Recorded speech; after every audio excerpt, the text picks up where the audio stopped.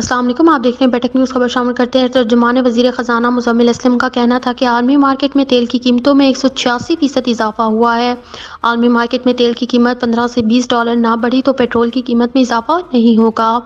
ان کا کہنا تھا کہ ہم ماضی کے مقابلے میں پیٹرول پر کم ٹیکس لے رہے ہیں۔ تمام ٹیکسز لگ جاتے تو پیٹرول کی فی لیٹر قیمت $200 سے زائد ہوتی۔ مزمل اسلم کا کہنا تھا کہ کھانے پینے کی اشیاء کی قیمتیں کنٹرول میں ہیں، دیکھ رہے ہیں کہ کس طرح کم سے کم بوجھ عوام پر منتقل ہو۔ گیس بحران سے متعلق سوال پر ترجمان وزیر خزانہ کا کہنا تھا کہ گیس کی سپلائی کافی بہتر ہو چکی ہے۔ میرے گھر پر سوئی گیس معمول کے مطابق آ رہی ہے۔